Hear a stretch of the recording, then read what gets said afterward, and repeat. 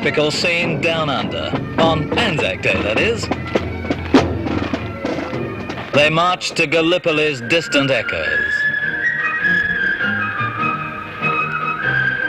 Anzac Day, the annual exercise in nostalgia. And with Christmas Day, their only national festival. Other holidays are just days off. But it'd be a poor Australian who didn't march today and pray and then go to the Returned Servicemen's League and get drunk.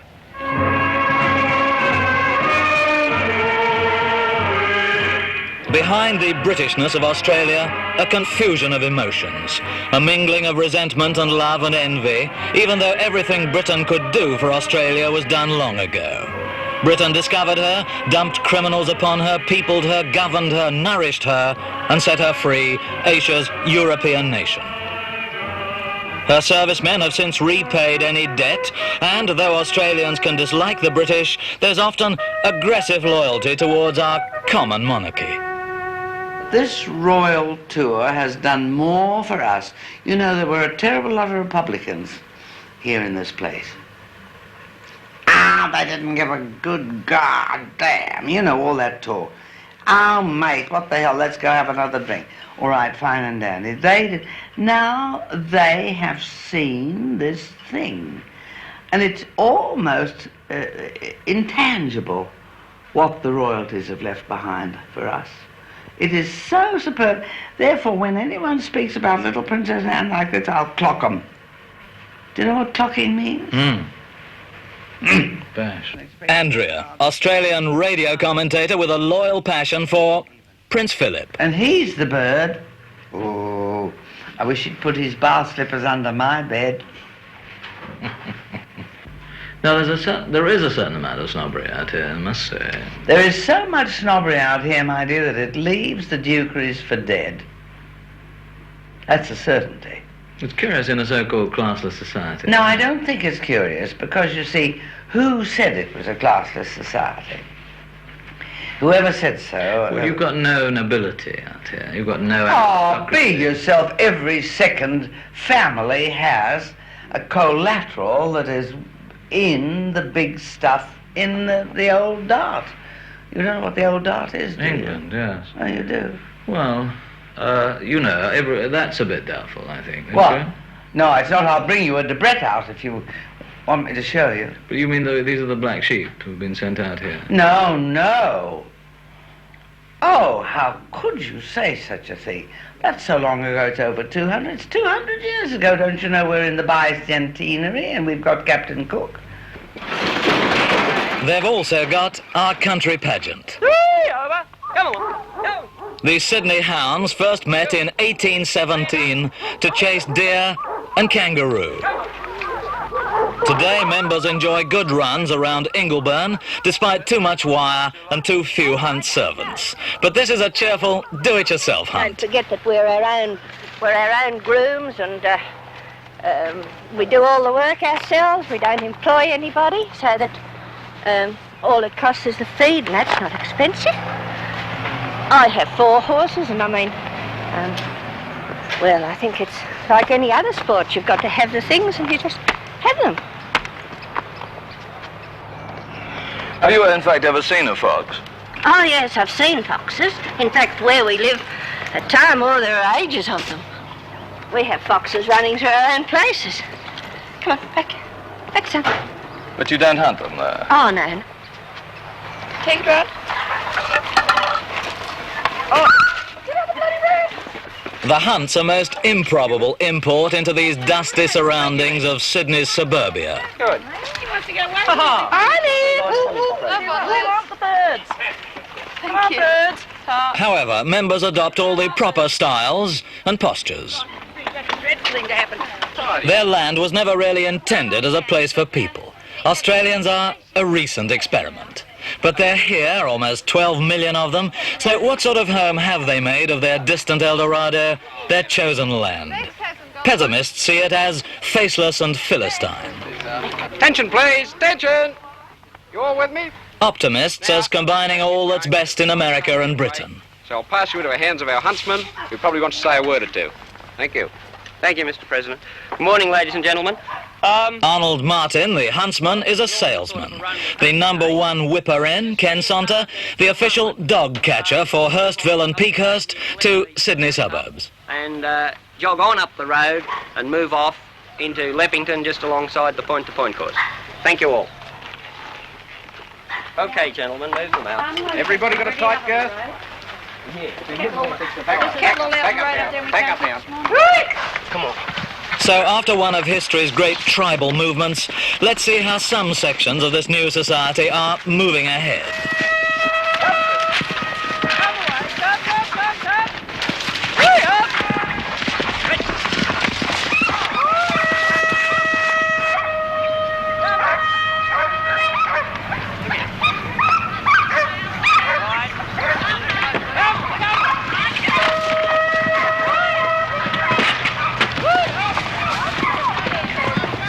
There's no more joy in my life than go for a day's hunting. I'd drop anything. When they rang me up the other day and said, come down this weekend, wouldn't matter what we were doing, if we could come here, we dropped everything, we came down. Just to go out and have a gallop and be with your friends. There's no competitive spirit. Everybody's out to have a jolly good time, to have fun on your horse, and most of them are well fed, aren't they? Well cared for. Listen, you They're all wouldn't looked take after. the jumps, I saw you. No, well, I only jump very little jumps. You see, the people who hunt in England are subject to a lot of criticism. Do you find that here? Do you think people laugh Oh, I don't think so, no. I think they're a bit envious of anything. at you? They're envious. In Australia, we're not out to catch and kill a fox. We're just out to make them all go to heaven when they die. And actually speaking, we want to frighten the devil out of them so they must go to the heaven. We're lucky to be there next week so we can have another good run. We don't want to kill him. They're our best mates. Australian mateship, extending even to foxes, is much more evident in the heart of life than at such social extremes.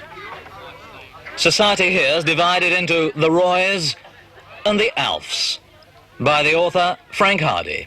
Now, the Alf is looked down upon by the Roys. The Alf he's probably a member of the RSL. He's a short back and sides man. He's certainly ignorant. He's a punter. He boozes at the pub, and when he's at a party, he sits at one end of the room and the women sit at the other. He's a very matey bloke. Hey, go on, matey, you know. Good luck to you, mate. Yeah, good on you, mate. Now, at a first meeting, he calls you mate. But his attitude towards you on your 100th meeting hasn't changed from that. You don't really get through to him. And he's hiding behind this expansive, apparently expansive nature. The Roys pretend to be matey, you know, they even use some of these terms, especially, you know, at a party you'll hear of Roys, you'll hear someone say, let's get the pennies and have a game of two-up. But they don't know the rules, they've never seen it played, you know, but they have a sort of a thing they should be Australian, especially at the weekend. He's a status symbol man from way back. What he wipes his ass with, what he drives, what he goes to bed with, he gets it all off the television, you know, and it's everything he does for status. The clothes he wears, he changes the type of shirt he wears every few months according to what he thinks is the in thing. He goes to Perisher Valley skiing. He lives at Palm Beach at the weekend amongst the toffs. And he's probably paying all this off on time payment. Now, he's got a veneer of culture. He knows what he likes when he goes to an art exhibition. But he's probably worse than an Alf. This is the home of the Philistines, you know. People gamble, I should say that probably 60 to 70% of Australians are compulsive gamblers at one degree or another. And in Sydney, I mean, you've got Las Vegas where you've got a hell of a lot of poker machines, but Sydney is a normal city of 2 million people. It's a suburbia. And there are tens of thousands of poker machines legally played in this town, as you know. And all sorts of old women and others are completely addicted to them. People put houses through them, businesses through them. Housekeeping money in a quarter of the houses of Sydney go through poker machines.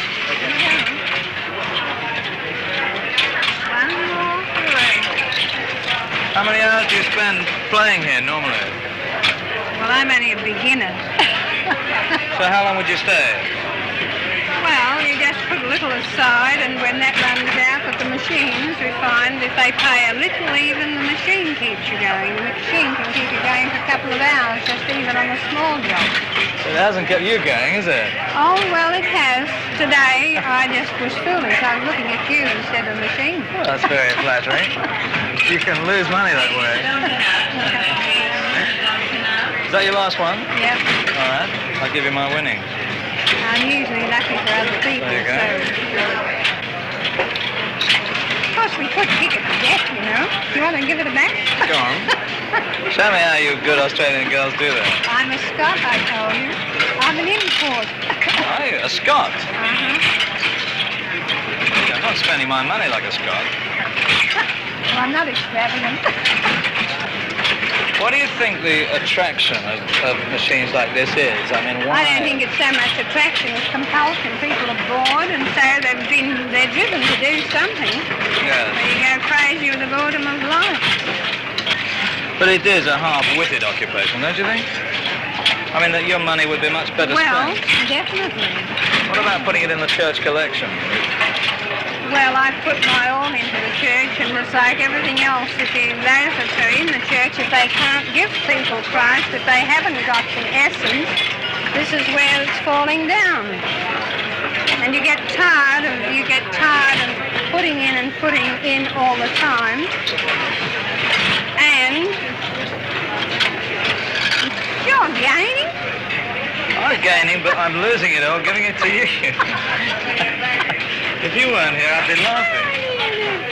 Aren't you laughing now? Just because I'm a good sport, that's all. Well, don't brag about it. This club's profit of more than £1 million a year comes mainly from its 226 poker machines. No. Australians are the world's heaviest gamblers, perhaps to show their basic indifference to money. They bet per head 5 times more than the British and spend twice as much on gambling as on social services. The bush races at Pine Creek, the oldest course in the Northern Territory. Permanent temperature between 90 and 100 degrees. Here the manias for gambling and sport intermingle. To many Australians, sport is life, the rest shadow. It's degenerate not to be interested in this religion of the people. They believe to play, or to watch and bet and talk about it afterwards, helps build the national character. And number 1, there's Ribbon Garland on Karina. Quite a nice little horse, owned by Bill Kane, being ridden by Ribbon Garland. Well known in the racing game, both these people here, Ribbon Garland and Bill Kane. I guess Bill will be riding a horse over the weekend. I was standing here yesterday, he has been a ride.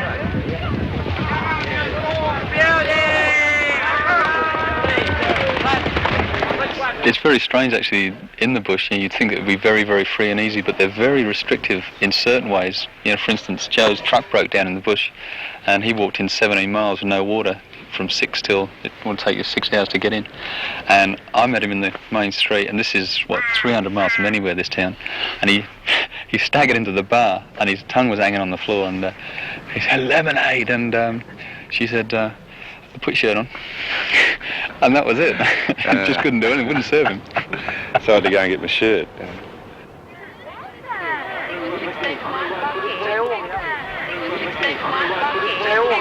The average Australian says, "Oh, the old Abbo's all right, you know, the old black fellow, old Jackie's a good bloke, Jackie." Oh, you know, of course he won't work, he won't wash, but, you know, yeah, I like to see him get a few quid, and you can't trust him and so on, but the Australian Aborigine is worse off than any indigenous people in the world, bar none, because the average Australian, scratch him, and he's a racist, convinced of his superiority over coloured people.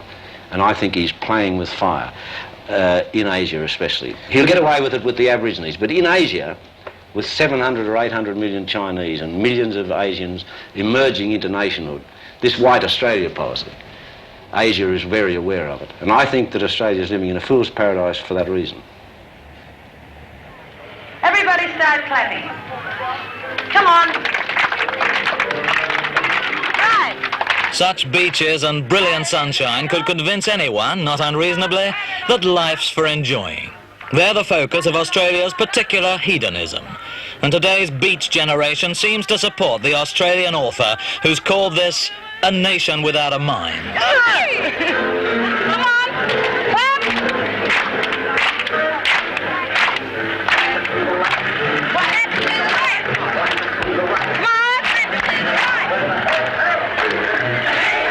And ho, ho there.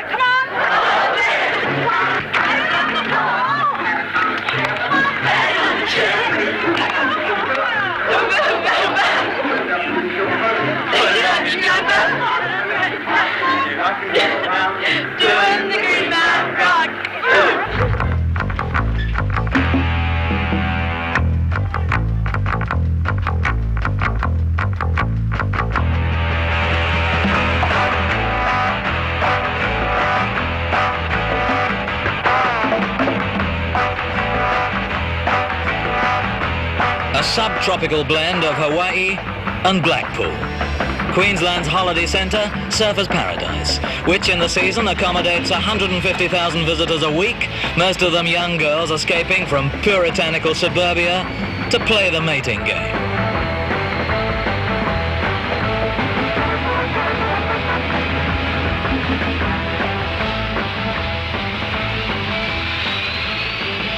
Surfers is geared to the teenage market, the pickup industry. Its mayor, Alderman Smalls, a swinging 75-year-old with ideas. Well, I work for the Progress Association and I'm employed to feed expired meters so that the tourists don't come to Surfers Paradise going away with a bad impression. So I walk around all day feeding expired meters, and this uniform sort of stands out from anything else. Could I say, the coins are symbolical. She's feeding the meters. And in theory, she'll pluck a coin and feed a meter. In practice, of course, she takes it out of her bag. But that's the symbol. The symbol is that this girl is armed with a bag full of coins or tokens to feed the meter so that the visitors won't be fined. So what you're doing is you're defeating the mayor's bad intentions. That's right. The worst things about American society have been copied here. Slick advertising, high-pressure selling, etc. They've found very fertile soil in this country. And your commercial radio, which is 100% American. Yes, and it's incredible, you know, everyone listens to it, which is even more frightening. Now, you've got the geology, you've got the geography, you've certainly got the climate. Why then is life so unsatisfactory? I think it's because the Australian is essentially anti-intellectual. I survive here because I don't appear to be a bloody intellectual. I don't talk like one, I don't look like one, so they put up with me. The real intellectuals have got to get out of the country, like Sidney Noel and people like that. And because people are unsympathetic towards them, or because they feel out think of it? they're queer or odd. For instance, to write a man to write poetry, the average Australian would really believe. I'm hoping the new generation who are better educated may be better, but the average Australian really believes and will say quite openly, you can ask him anywhere, I'll be a poofter. You have to be a homosexual to write poetry. You see, it's incredible. And, you know, we've got serious theatre here, and they can't fill a theatre. They couldn't fill the Old Toad Theatre, 184 seats, and they couldn't fill it. 2.5 million people. Yeah. This is a close-knit society with a very high level of mediocrity. High level of mediocrity, and it's a very even one. But you see, these people, I don't think there's a country in the world where more people moonlight, have 2 jobs. In fact, in some houses within 100 yards of this flat, there are people with the husband's got 2 jobs and the wife's got 2 jobs. Now, there's plenty of work. If you lose 2 of your jobs, you get another 2 straight away. Yeah.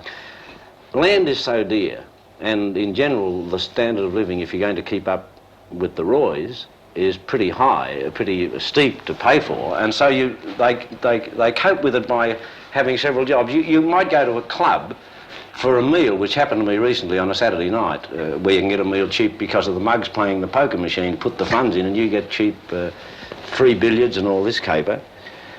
You'll find a local shopkeeper waiting on the table, a bloke that seems to own a shop. He'll come up and wait on the table. He hides his head a little bit when he serves you. A meeting of a most Australian association devoted to the relief of nervous tension. New South Wales officials of the World Limp Falling Association, with members who've flown in from Melbourne for a mass drop. In Saigon, there's a falling leaf takes more than the opportunity. Falling leaf? Yes, of the hands follow the body going down and the hands just drifting along behind. The Hindenburg was beautiful because it just sort of disappeared.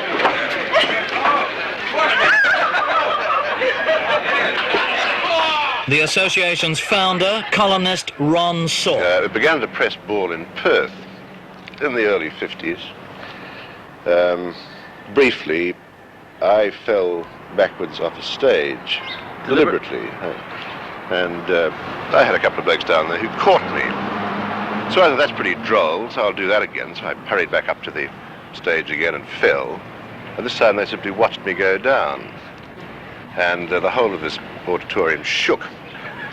And there it was noted that the great effect was not in my injury, but in the absolutely stunned expression of the onlookers. So this became a means of taking the starch out of stuffed shirts. An ideal place, for instance, for a mass drop would be a Lord Mayoral reception where people are standing around and talking most impossible platitudes about nothing.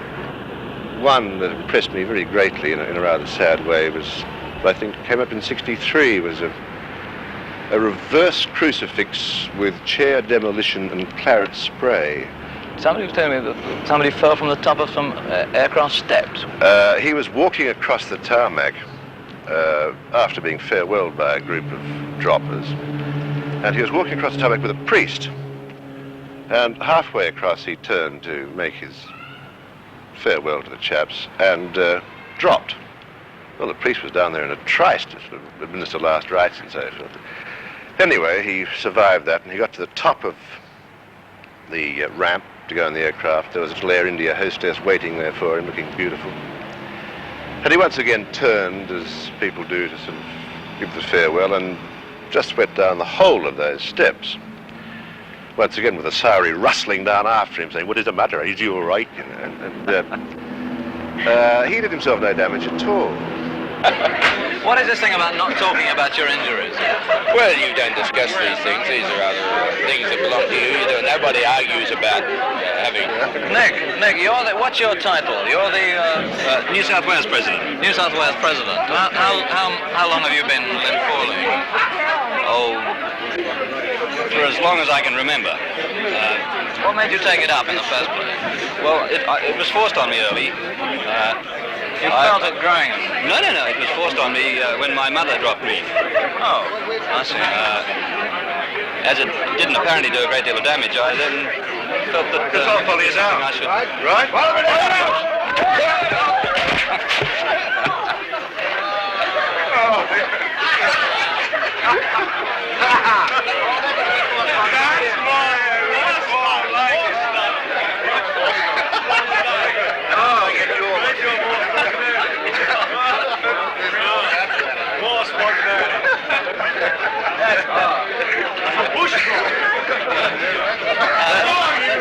As you were saying.